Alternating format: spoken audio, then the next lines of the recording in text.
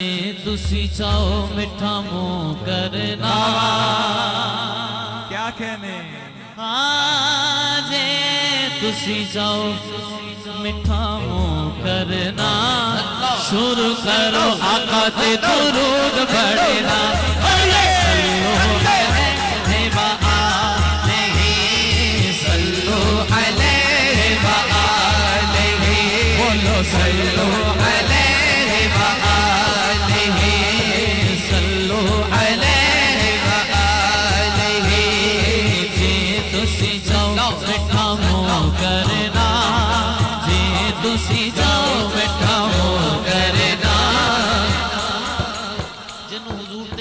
पढ़ के ठंड मिलती है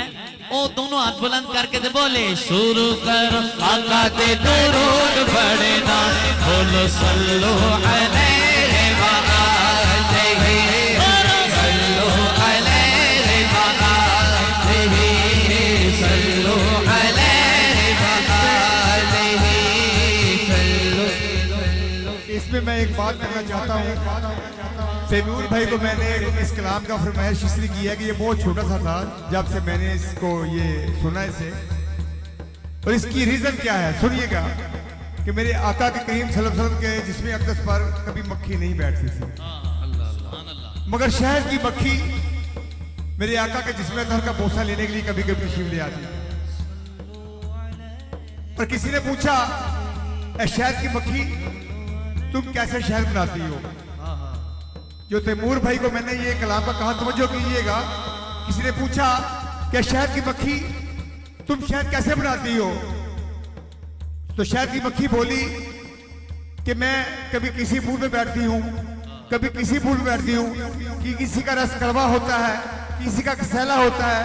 मगर जब मैं अपने जत्थे में जाती हूँ तो रस में जब अपने जत्थे में लेकर जाती हूँ तो मैं नबी पाक सल्लल्लाहु अलैहि वसल्लम पर दुरूद पढ़ना शुरू कर देती हूँ,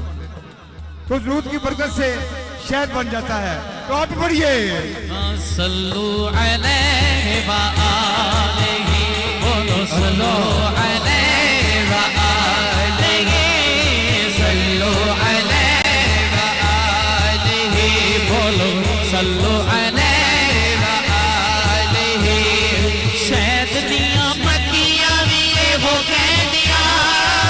हो कह दिया हो कह दिया जाके जदों बहदियां ओ जदों बहदियां ओ जदों बहदियां। माशाअल्लाह मलक नुमान भाई मलक कसीर साहब आप जलवा फरमाने जदों शहद दियां मक्खियां अपने घर जाके बहदियां ते फिर की कहंदियां आई साहब कोड़ा मिठा रस कोड़ा मिठा रस कोड़ा मिठा रस शहद तद बनना शुरू करो आका ते दुरूद पढ़ना सल्लो अलैहि व आलिहि बोलो सल्लो